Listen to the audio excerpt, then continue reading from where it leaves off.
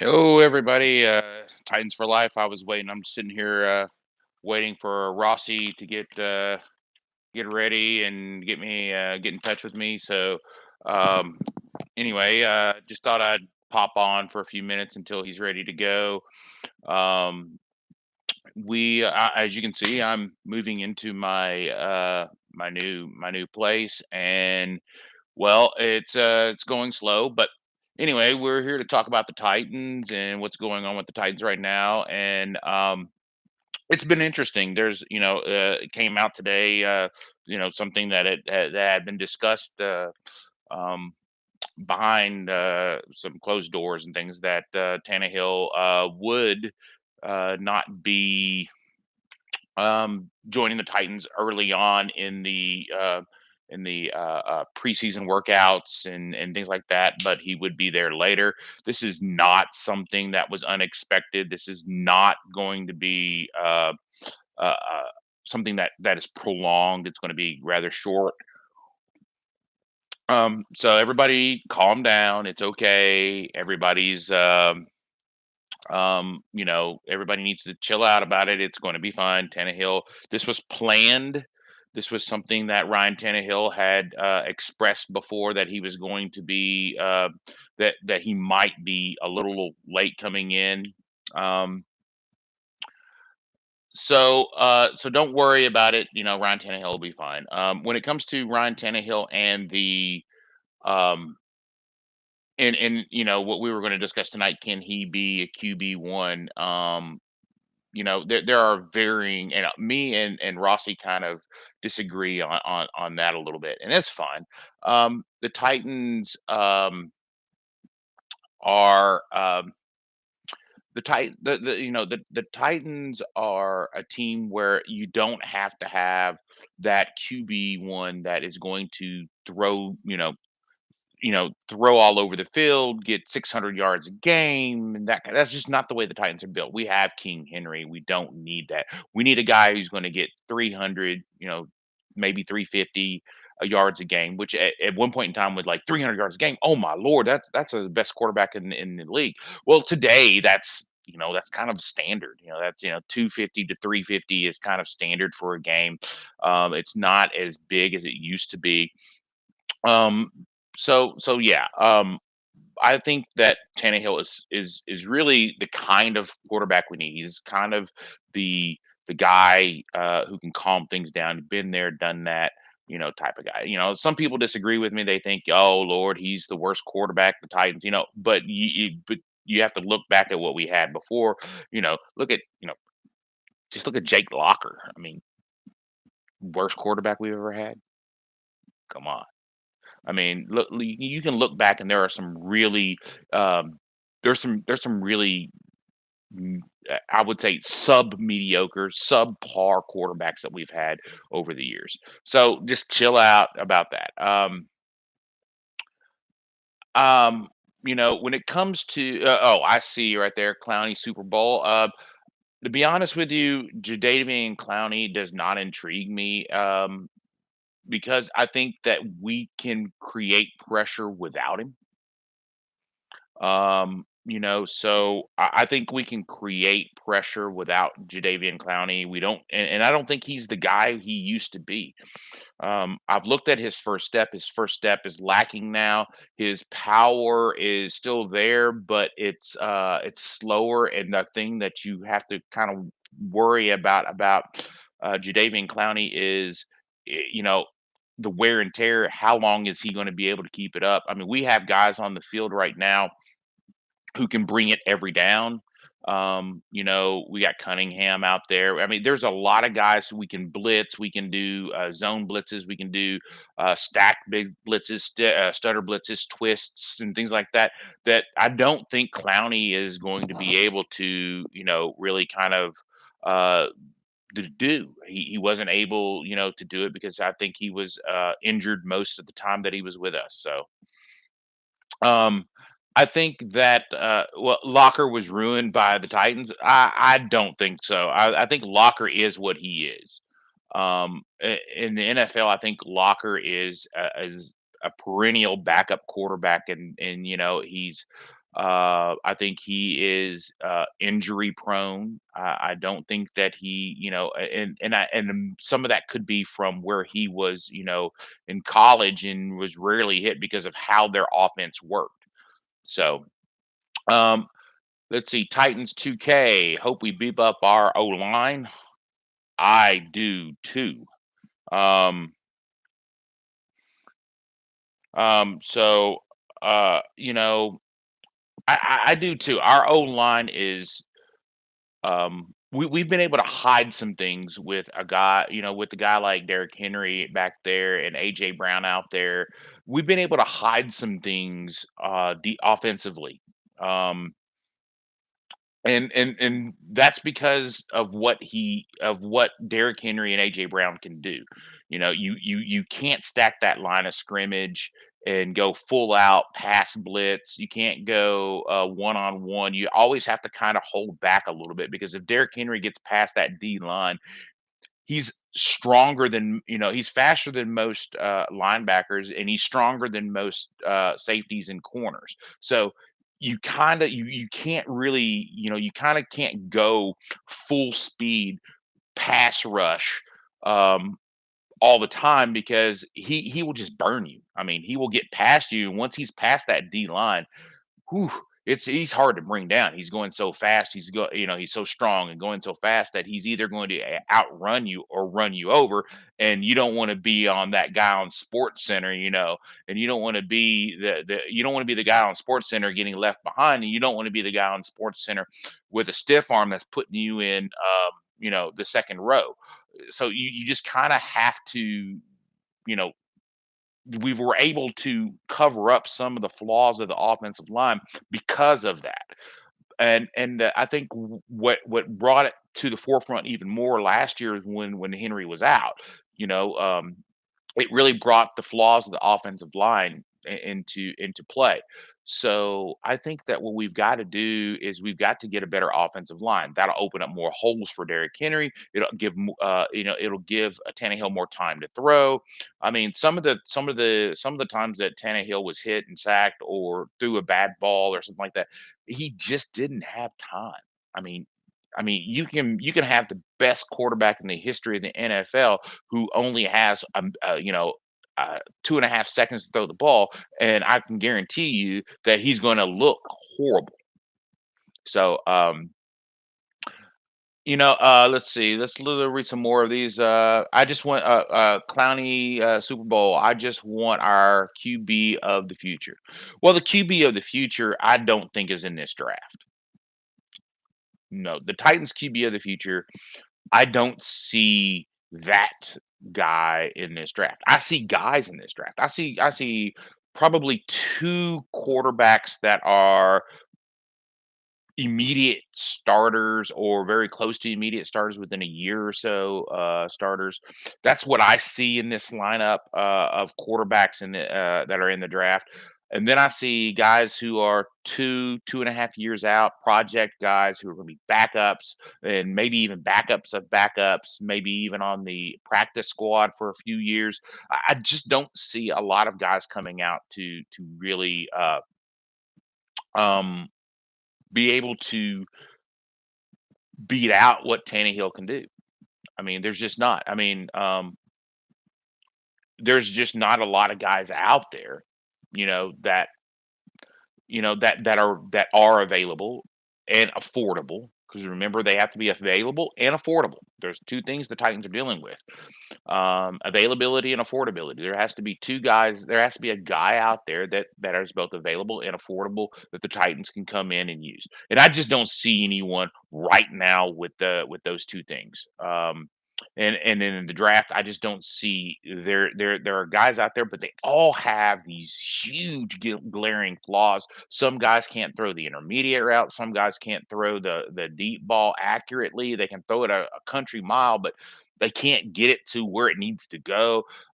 Some of these guys have been in offenses that they're not accustomed to having to go through long progressions, 3 progressions. And you have to be able to do that in the NFL to survive. You have to be able to go through your first, second, third read in your progression and get the ball out on time. And I just don't see it, which means you have to read the defense, and I don't see any of these guys being able to do that. Arch Manning is our franchise QB. He's got a few years.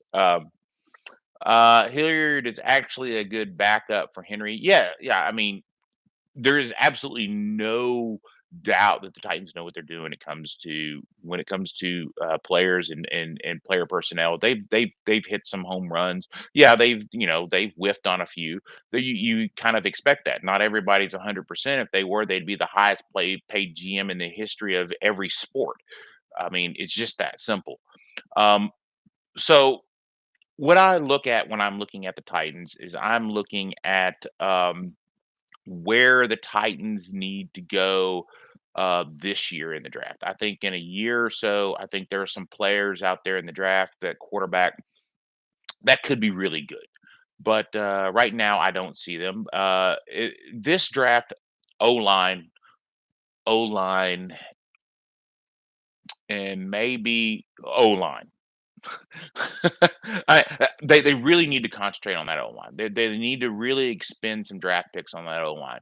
And I wouldn't personally be offended if they traded out of the first round because they right what the Titans desperate needs are at really guard.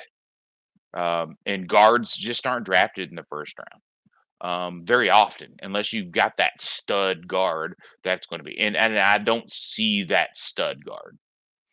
Um, and so you know, honestly, the Titans really, when it comes to guard, and when it comes to right tackle, I think the Titans already have a guy in mind at right tackle, and I think they already have a guy, but they don't have the guys at right there at guard. That's where we've been really bad over the last 2 3 years is at guard, and it has been really bad.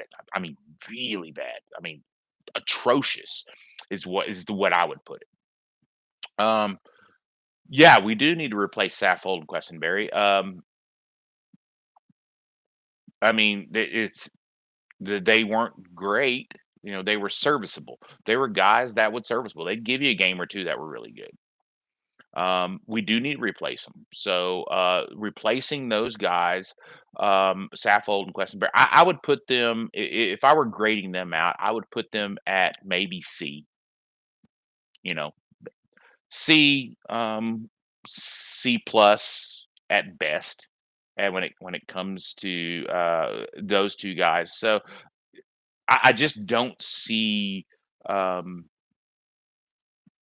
where and that's and I get you Titans out there. Yeah, the Bills signed Questenberry. Yeah, they did. Maybe maybe they see him as a backup. I don't know. Um,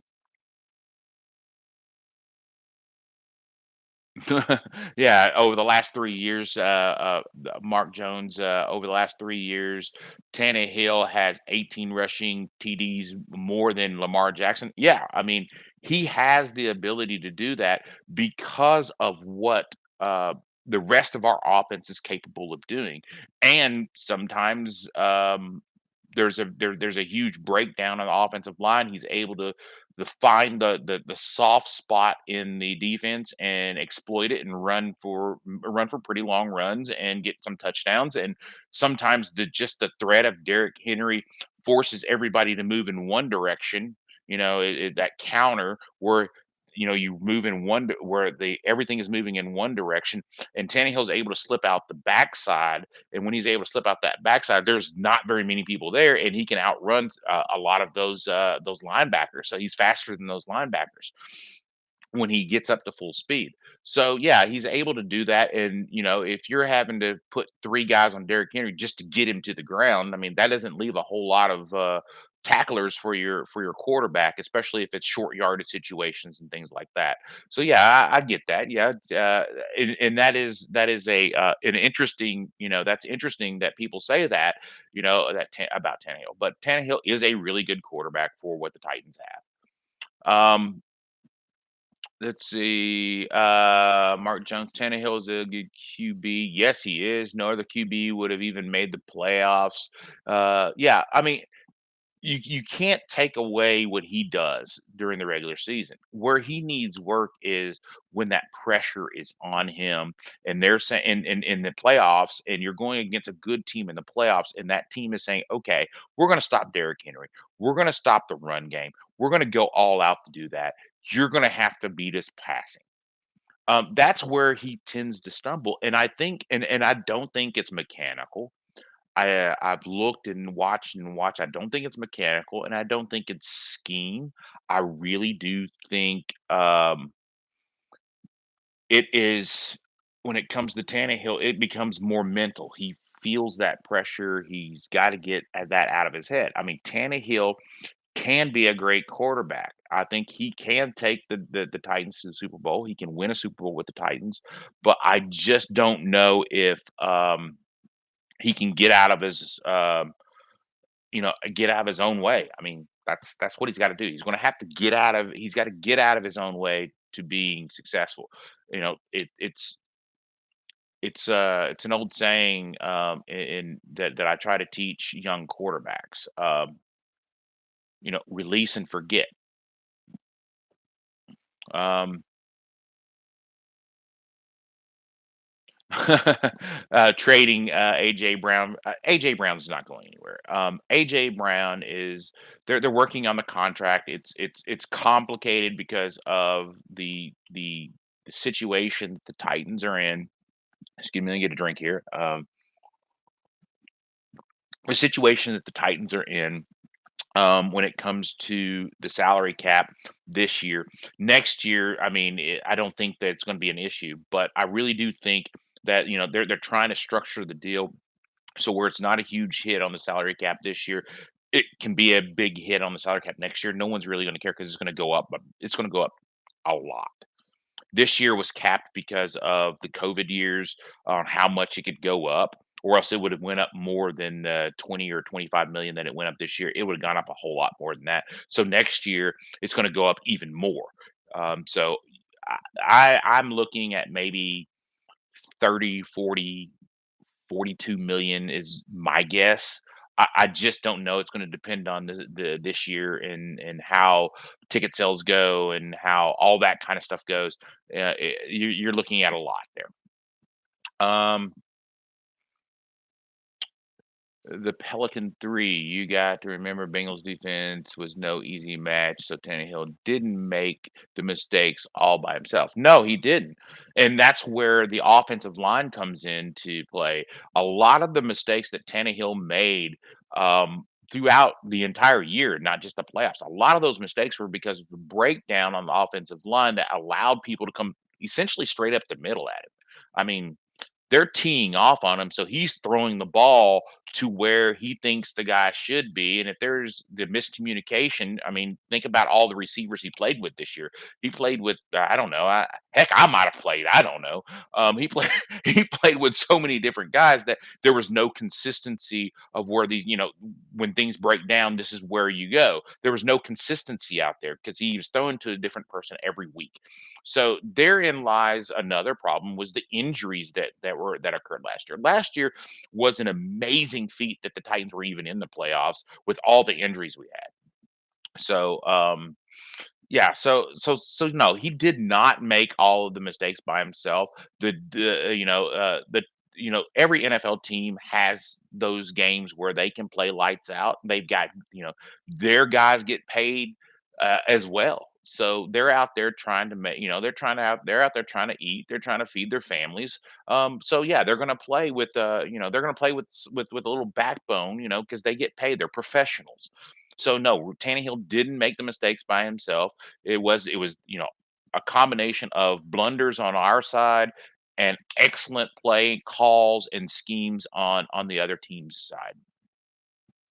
Um, yeah. Yeah, yeah, Mark, and it's because, you know, there was a lot of, spotlight and shine. He was a shiny Lamborghini when he was in Miami. Uh, just horrible ownership, horrible situation for him down there. And then he comes to Tennessee, reinvents himself, plays well, plays himself into the starting position, and as a result, he's in Tennessee. The media just they just don't like Tennessee for whatever reason. They always discount Tennessee. Tennessee's not this. Tennessee's not that. We go out and win the AFC regular season. We go out and win the AFC South. We do this. We make the playoffs, make runs in the playoffs. We have the best running back, and none of them get um, any real media attention. Um, in fact, AJ Brown doesn't get a whole lot of media attention until they start talking about, oh, he might be traded. Then all of a sudden, oh, hey, AJ Brown's a great receiver.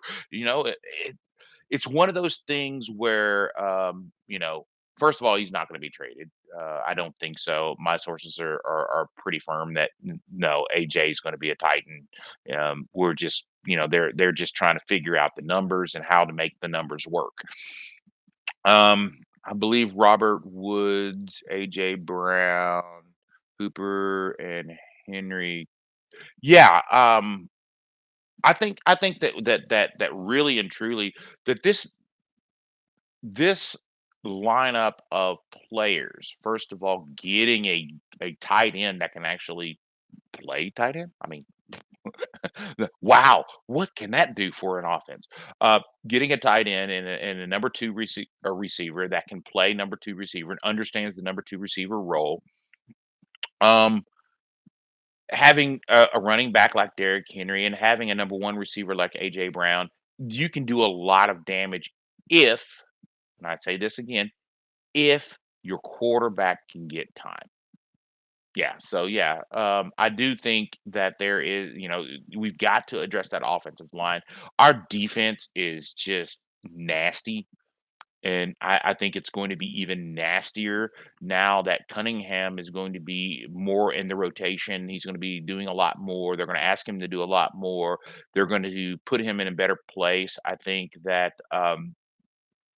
we are in a position on our defensive line that things are going to be um, you know that things are going to be how do I put this our,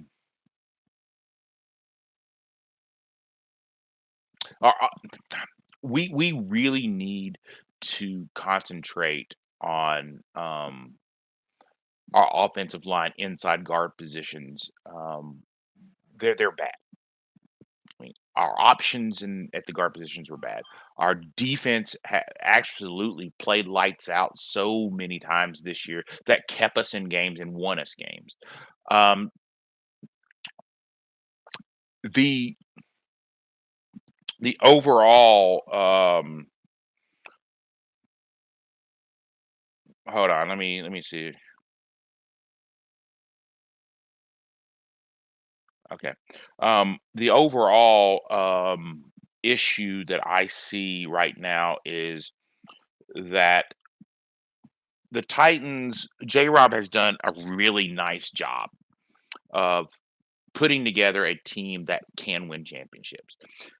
People made fun of J Rob for getting a little emotional about what happened last year. Hey, look, this is a guy who is, from all accounts, is an emotional type of guy. He kind of hides it because that's what you're supposed to do. But there are times, in everyone's career where they get a promotion or something happens in their career that they're extremely proud of.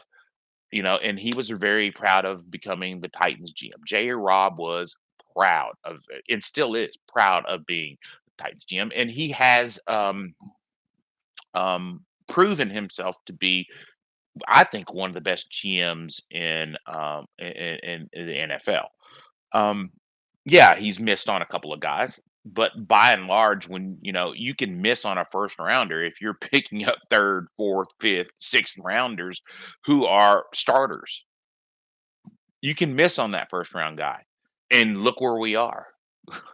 So yeah, I think that Tannehill, Tannehill really just needs to get in his right headspace when it comes down to some of the plays that he makes, and we've got to do a better job on the interior offensive line of protecting him. Tannehill and Woods will get reps in practice that he wasn't able to with Julio because he couldn't stay healthy. Yeah, Julio's health is an issue. Um, that's why you haven't seen anyone rushing out to sign Julio.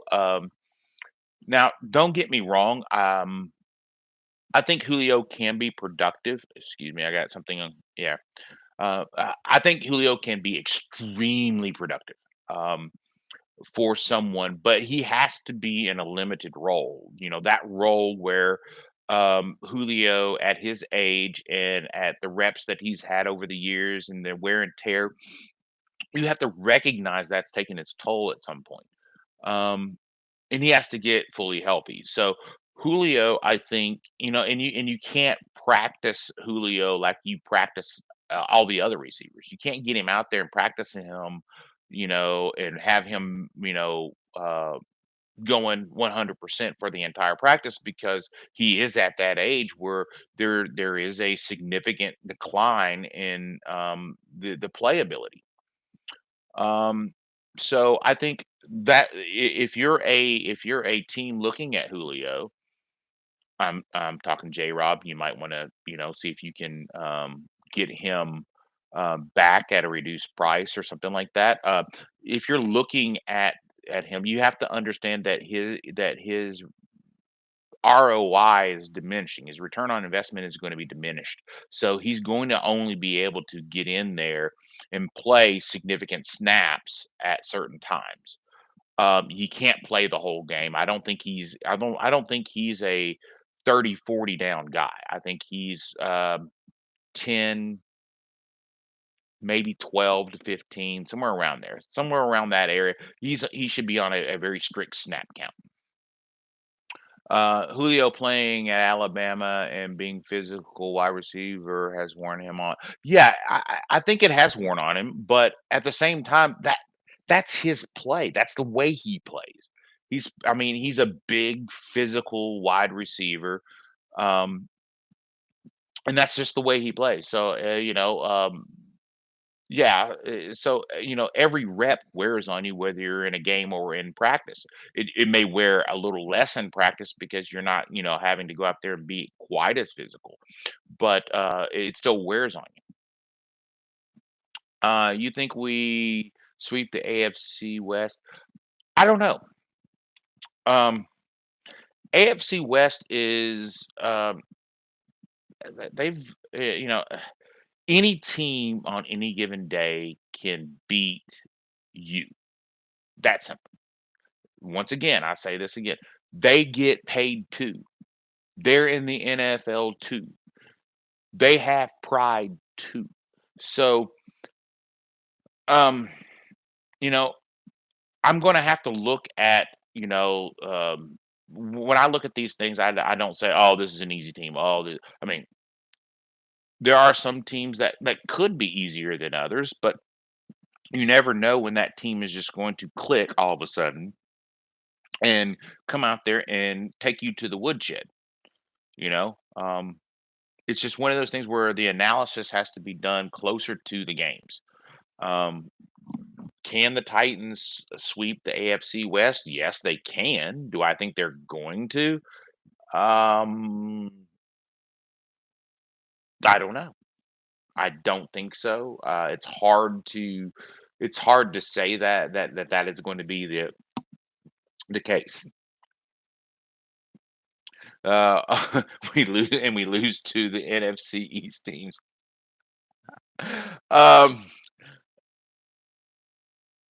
the NFC is. I'm trying to think of how to describe the NFC East. Schizophrenic. One game, one game they will all look unbeatable. The very next game, they will all look like they forgot how to play football. How many trap games are there? Will there be this year? Two. I'm quite positive. That's what I counted the other day. Um, let me look it up here. Um, I believe I counted two trap games. Let me see if I can pull it up here. I'm pretty sure that's what I counted was two trap games. Uh, yeah, two trap games. I think the one of the trap games is the Giants. And that's just because it's right after the Cowboys. Um, I think the other trap game is Cincinnati because it's right after the Packers. If I'm not mistaken, that is. Let me go back and check if I can find the dates on those. Let me go back in here. There we go.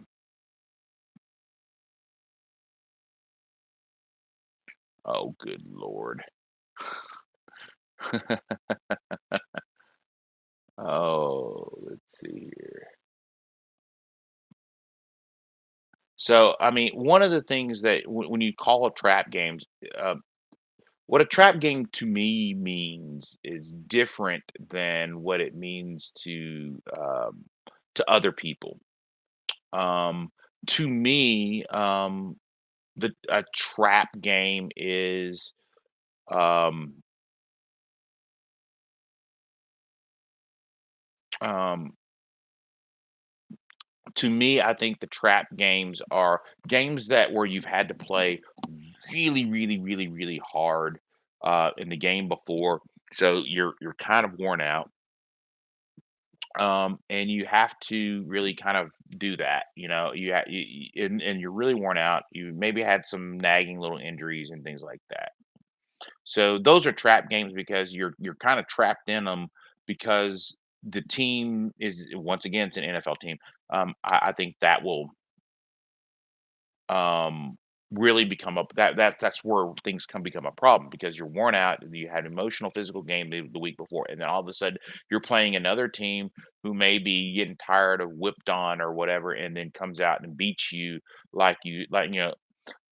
beat you, like you stole your candy, like you stole the candy from your from someone's little sister. I mean that's how the things go right there. I think Henry will break the all-time record this season. Um, it's going to depend. Um, it's going to depend on how they decide to call the games this year. Are they going to put a huge, huge, huge burden on Derrick Henry, or are they going to try to be a little bit more balanced? Or is Derrick Henry not going to allow them to be balanced because he's going to break it off every time he touches the ball? I mean, you just I think that there are some questions about the using Henry as much as they did. Maybe that's what happened to his foot. So I don't know. I'm trying to think. Yeah, yeah. I'm trying to find my schedule. I can't remember the order of the games. That's the reason why I was looking. Um, I'm trying to. Let's see here. I'm trying to find the schedule, and I'm getting like, for instance, I'm getting for some reason the rugby league keeps coming up, and I'm trying to find. Go. I'm trying to find the schedule. These are all just people trying to sell tickets. So let me. There we go.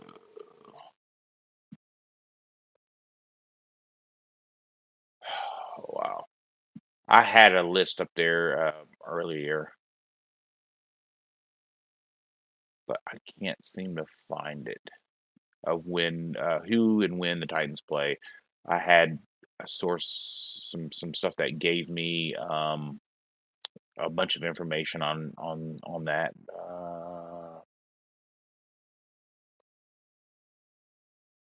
But anyway, what else do we got here?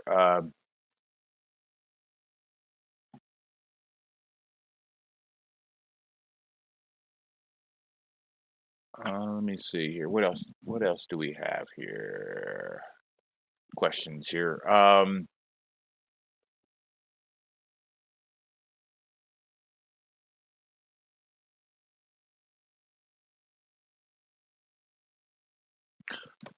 At this point, my understanding of is that it should be well integrated. It shouldn't hinder him at all.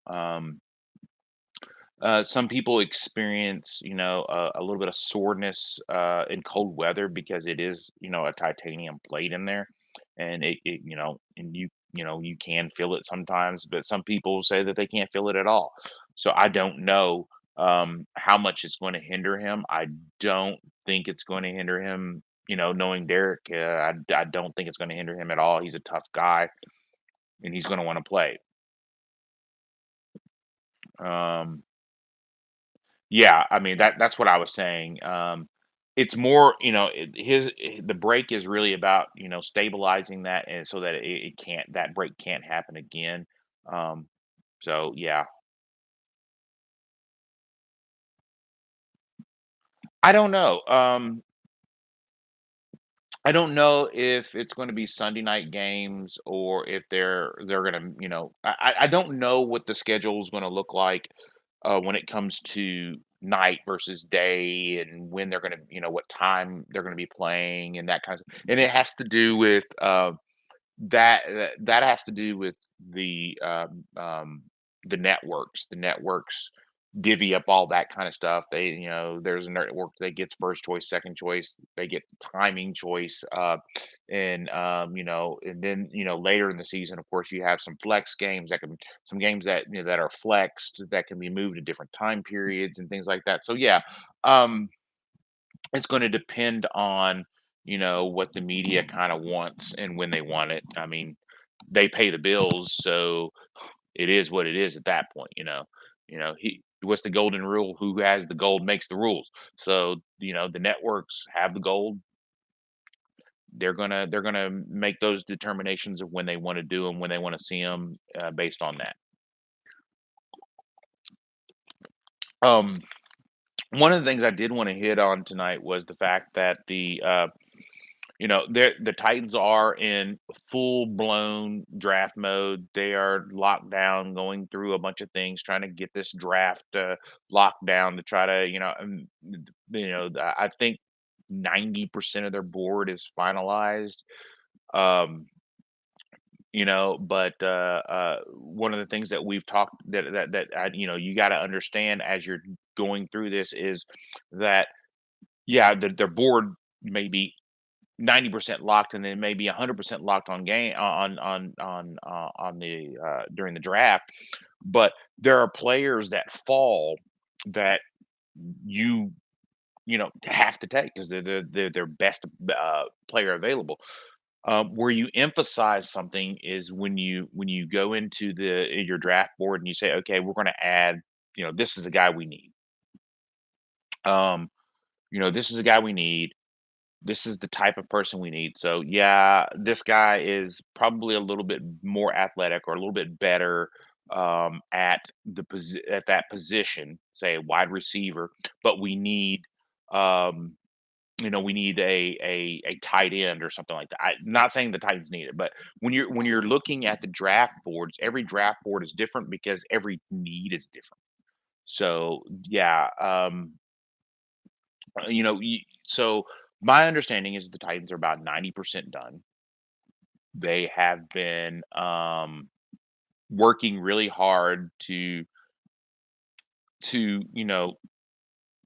see where these guys actually grade out. Are they, the Titans are not they're not the type of team to really go after a guy that they don't need or don't think they need. But they will take a flyer later in the rounds on some guys who they think have tremendous talent and an upside, so that you end up with a guy that's in the fourth round who's starting for you, or the third round, or the fifth round, or the sixth round. That's where the Titans tend to excel, is they go out and they find those guys. There's a lot of them out there, and every year they get passed up because they're not the prototypical speed. They're not the prototypical this. They're not that. But they go out there and they play with emotion, play with heart, and they get out there and they do the thing, and they make the team. Then after they make the team, they start disrupting things on the practice field where their play is so disruptive, and then they get into a game and they make a play or two, and then they make another one, and then they get and then next thing you know, they're starting for you, and you're paying them a buttload of money because they're that good. And it's all about feeling comfortable, being able to read and react and get out there and do the things that you need to do to win football games. Um, Mike Vrabel can get Gronk to come to Tennessee to Titans.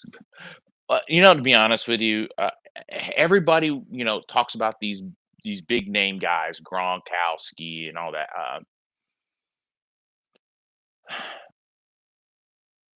Um, I don't know how to put this. If I'm going to really go after another tight end, you know, let's say I'm the Titans and I'm looking, I'm saying, okay, I'm going to go after another tight end to bring in. It's going to be in the draft. I mean, that's just the way it is. I'm gonna go after a young guy who I can come in and groom to grow up with my quarterback that I'm probably looking at drafting next year, or maybe late in the late rounds this year, they can kind of grow up together. This team is a veteran type team where I just don't see the Titans going out and getting a guy that's not for the future.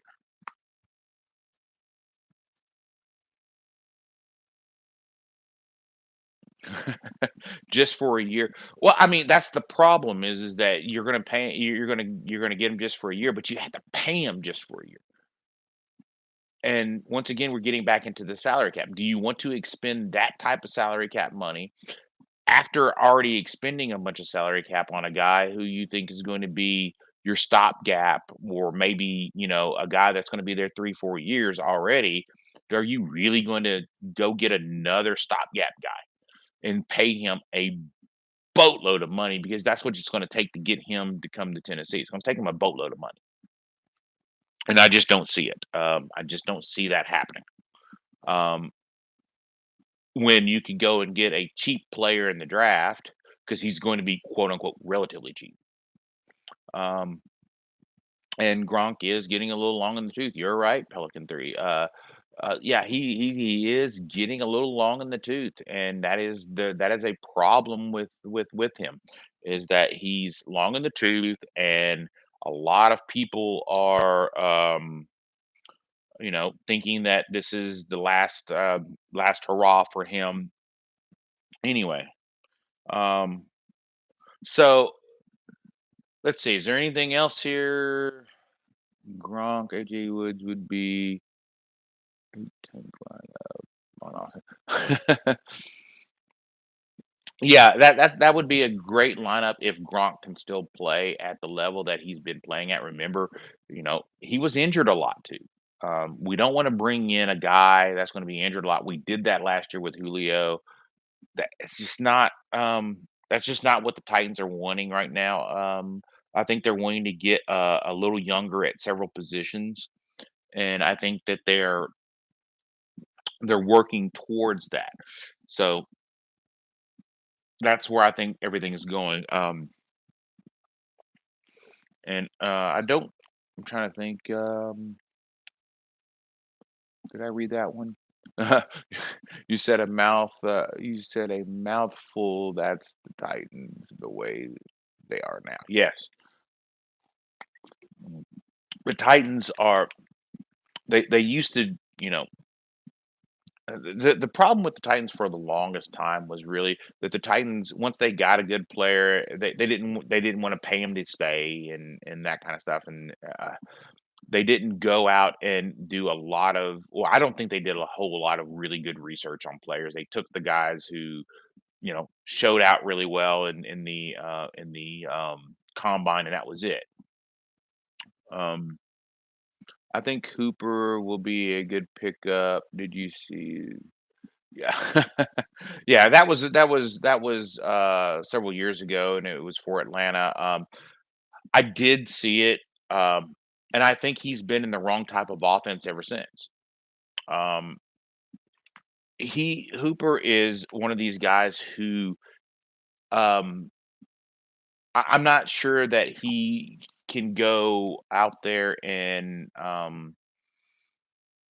you know, be a world beater, but he can be a world beater. Well, I mean, he can't be a world beater by himself. There has to be other things.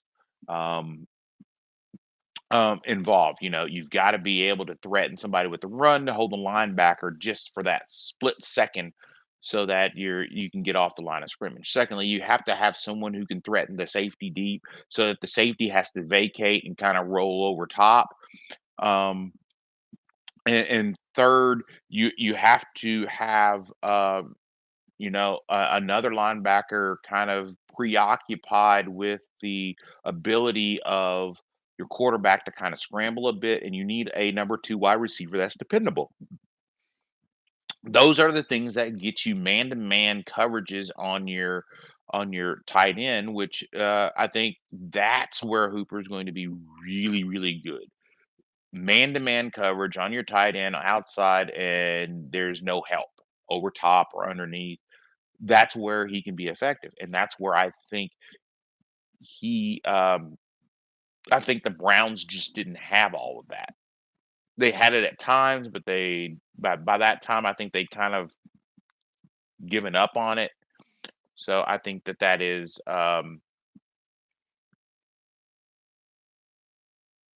let's see. Yeah, let's see. Swaim isn't that good either. Um, well, yeah, Jeff Swaim, his progress has not been what I expected it to be. I expected him to progress a lot more over the last 2 years, and he just hasn't. It's kind of like I don't know if he's reached his ceiling, but I don't know if he doesn't understand he hasn't reached his ceiling yet. So those are some issues. Derrick Henry showing Hooper how to stiff arm good. Um, that's hilarious. Yeah, there are some things that I think the Titans can do to um, get better.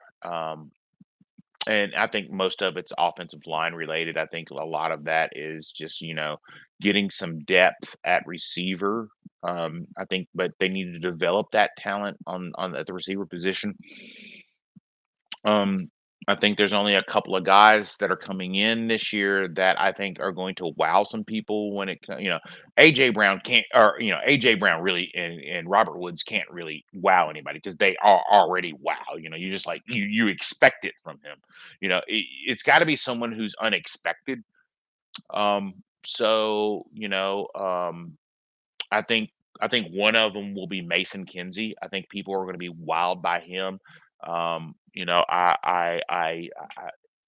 really think that some of the stuff that I've seen on Mason Kinsey's both his private workouts and some other things that he's been doing on his own and the work he's been putting in and the faith that the Titans had in signing his future contract, I think Mason's going to be a guy that everybody needs to really strap it on for because if he's not gonna, if he doesn't break your ankles, he's gonna outrun you. I think Mason is.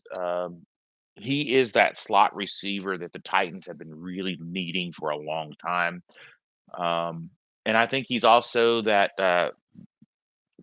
return guy that the Titans kind of need. What about the secondary? Well, yeah, I think the secondary will improve. I think we have the guys in our secondary that we wanted, but they were injured. Once again, injury bugs plagued the Titans last year. They were injured last year, so you ended up with you know, Jenkins playing more than they really wanted him to. Um, you know, and he did. He played a lot more than they really wanted him to, and I think that is the result of, just injuries, and there's not much you can do about that. Um, yeah, he is, but he can get the most out of each player as long as the player believes that they have more to give. Um, and I don't think that some of these players understand they have a lot more to give. Um, will Caleb Farley be ready this year? Yes. That is the general sentiment that I've been getting, is that they believe that he will be ready this year. Yeah, that's what I was talking about, is that Farley, Fulton, and Byard, with if both Farley and Fulton, if Caleb Farley and Fulton and Byard had all been out there at the same time, you would have seen a lot less of Jenkins. And because he really wouldn't been needed that much. I think you've got your three starting DB. Well, you've got your two starting corners, lockdown corners right there in Fulton and Farley. So I think you would have seen a lot less of Jenkins. They would have probably moved him inside a little bit on the number three receiver, and you wouldn't have seen them as much. And he wouldn't have been exposed as much as early on as he was. But once again, my sources are telling me that there were times that he was playing where he wasn't 100%.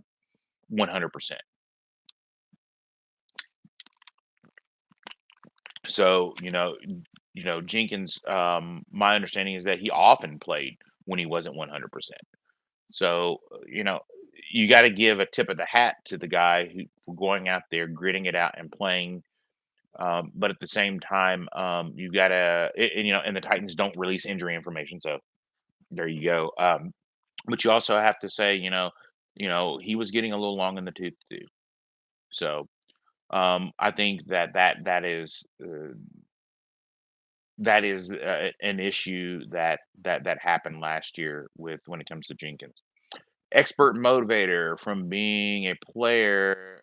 Yeah, I mean, the being a player and a coach, and going from player to coach doesn't always work out very well. In this particular case it does, because um, he was kind of a coach on the field at when he was playing.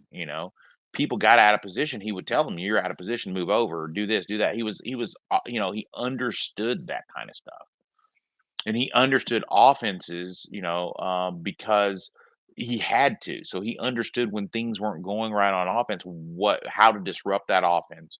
And he understood, like, okay, if we're going to play this type of offense, this is where they're going to come. So we need to be prepared for this. This is how I would do it. So yeah, being a defensive minded coach and getting out there and being tough and all that stuff, it's fine and dandy. But you also have to have a mind to understand what's going to happen, when it's going to happen, and make adjustments on the fly. And he's really good at doing that.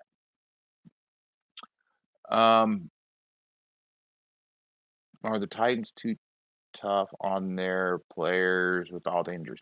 No, I don't think so. I think a lot of the injuries were just freak injuries. Um, AJ Brown, Julio Jones. Julio Jones came to the Titans with injury issues.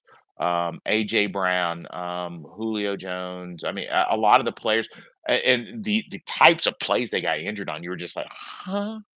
Are you kidding me? For real? I mean, honestly, that's becomes the problem. Um, I don't think it's that. I think they did clean a lot of house. Um, uh, they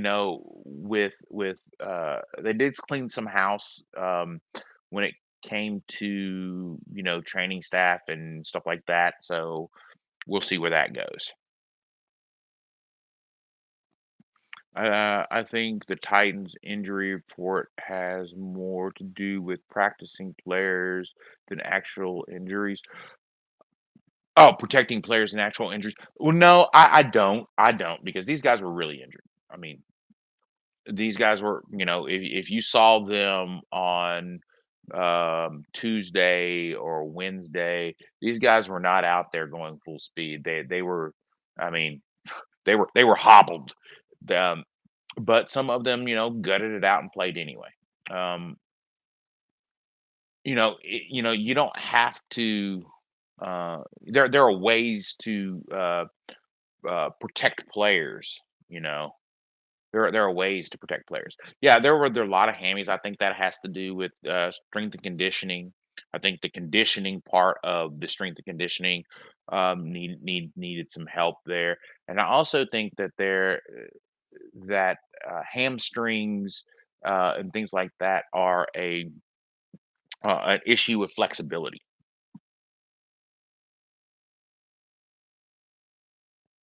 Yeah, Marcus Johnson. Yeah, I don't know how they did it last year, but the Titans had some gutsy players. Yes, we do. We still have gutsy players. We don't just had them. We still have a bunch of gutsy players.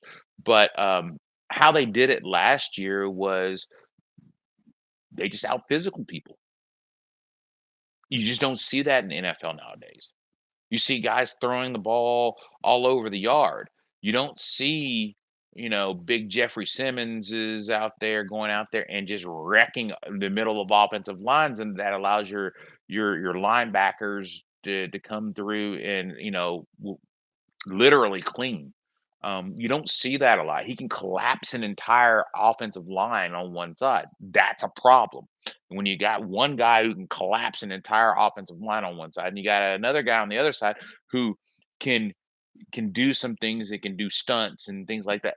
You really are the offenses are really having issues with that. So that's how they did it. It was really is both scheme and players that are really, really good.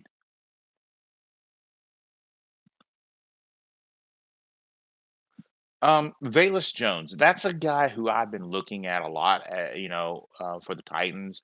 Um, I don't know, about where would be a good spot to draft Valus Jones. From just a an evaluator of where I think he is, I think he really needs to to get a better understanding of the route tree.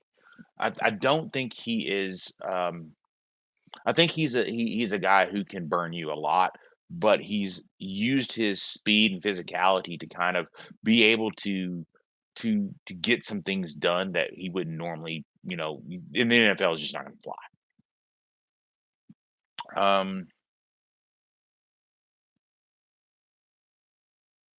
Let's see. Yeah, Mark Jones, the Vols' fast-paced offense will translate well to the NFL. It's not about the offense. Um,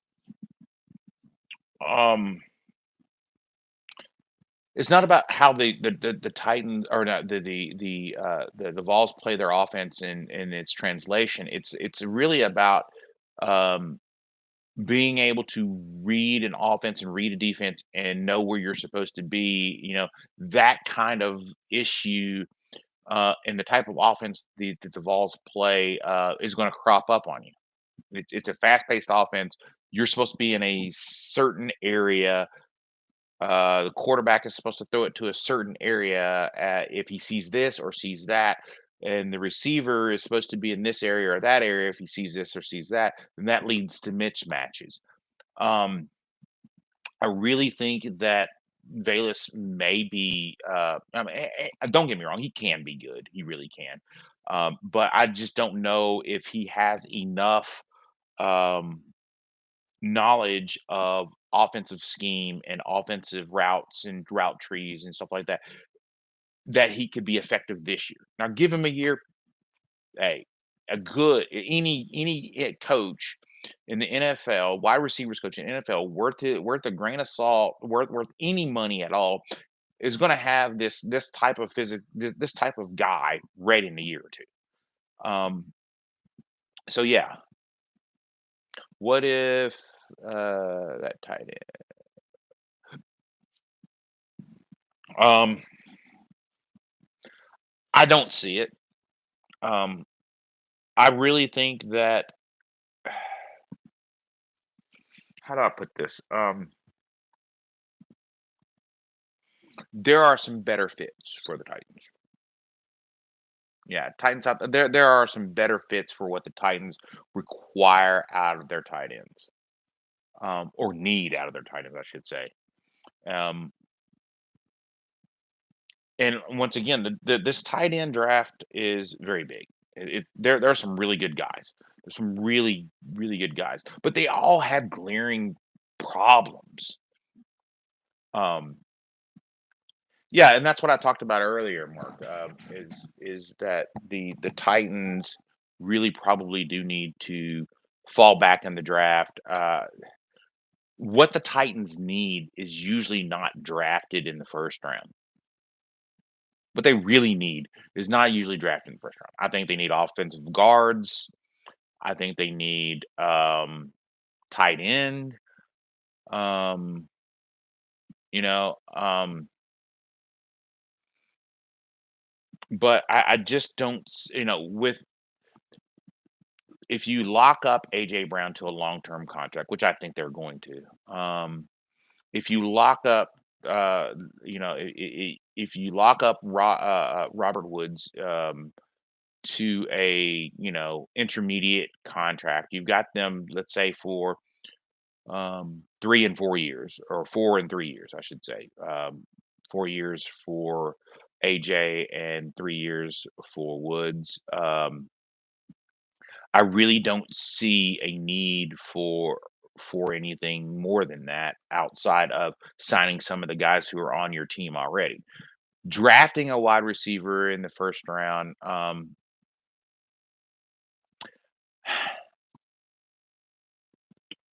that's an expensive prospect, especially if you've got a guy already. Because if you're drafting a guy in the first round, you're drafting a number one receiver. And if you already have a number one receiver, why are you drafting another number one receiver and having to pay two number one receivers? Um, there are times when you would do that if your receiver is getting older, if your number one's getting older. But I don't. AJ's not. He's relatively young. He's going to be around for a while. Um, you know, I just don't see drafting him. I mean, it's just a lot of money. You know, you have to think like a GM when you're thinking about that. Yeah, he was on and off the field last year, Titan South, and I do agree with that.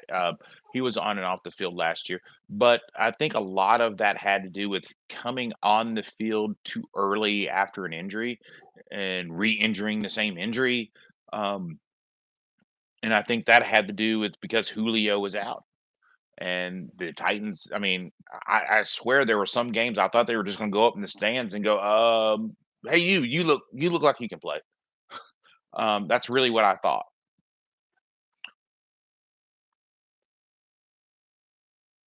Yeah, that's one of the problems. What was the running back the Titans picked up from? Um, I've been to that university. I can't remember the running back that the Titans drafted a few years ago. I can't think of his name right now. He just couldn't stay on the field. Yeah, no, I can Titans draft. I cannot remember.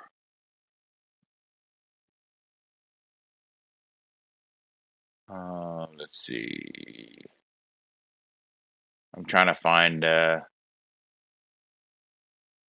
who the Titans drafted. Darrington Evans out of Appalachian State, App State. Yeah, um, that was a guy who was smaller, Darrington Evans, and he just couldn't get on the field because he was always injured. Um, yeah, yeah, Darrington Evans. That's it. And Tyreek, people talk about, Tyreek Hill, they talk about all these guys who are smaller that make, big, huge impacts on the football field. Um, yeah, that's true that these guys do, and there are guys that just don't. That's my philosophy is, um, I like the receivers, who are, on the bigger side because your corners are gonna be usually on the smaller side, and if you give up, a few let's say you give up, 2/10 of a second and a 40 on a corner that's going to give you 6 inches in vertical and 6 inches in height, and usually 6 or 7 inches in vertical. I'll take that vertical every day. I will. I'll take that vertical every day because you just throw the ball a little higher, and guess what? Your receiver can catch the ball, and their corner can't. So that's just my philosophy. However, there are times where a burner is absolutely needed because you can't coach speed. You just can't coach speed. You can coach technique, you can coach eyes, you can coach footwork, you can coach body movement, you can coach a lot of things. You can't coach someone to be faster. They're as fast as they are. Yeah, the media would like that wow receiver. I don't know. Yeah, the guy who the 6'7" receiver. Um, I think, uh, let me look at my notes on this. Let me get. I don't want to tell you wrong. Um, uh, Oops, I don't want to tell you wrong. I've been going through so many. If you guys could see my computer, it looks one of my documents is it looks weird because I've got like 5,000 names in it, and I've probably looked at maybe 40 or 50 hours worth of tape. I'm trying to find where I put him. Um, trying to think his name is Watson, isn't it? Christian Watson. I forget what school he's out of. It's like North. Is it North or South Dakota State, or it was a smaller school. I cannot for the life of me remember. But anyway, yeah. To be quite honest with you,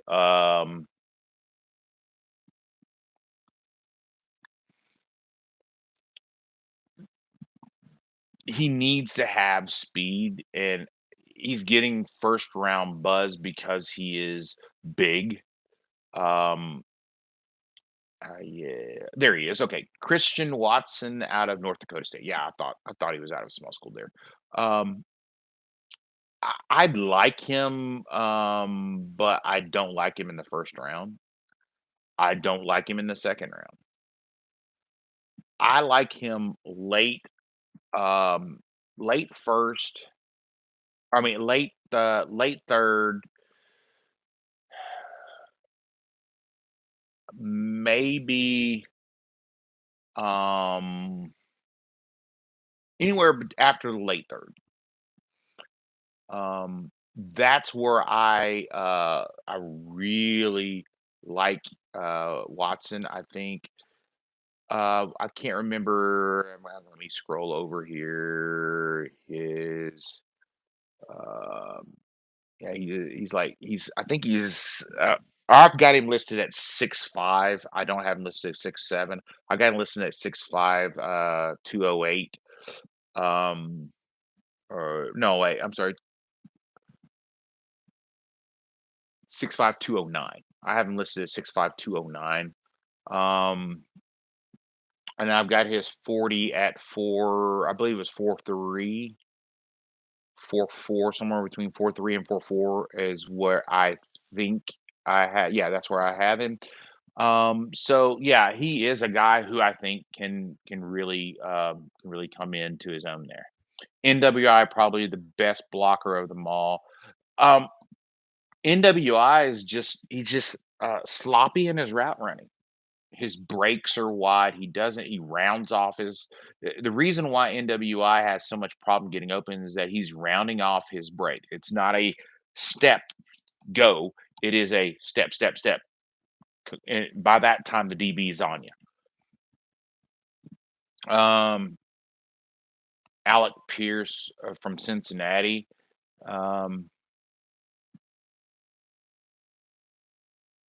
yeah, I mean, a lot of these guys. That's the problem with this draft is there's a lot of these guys if they fall to the third round, second, third, fourth rounds, they are steals at that.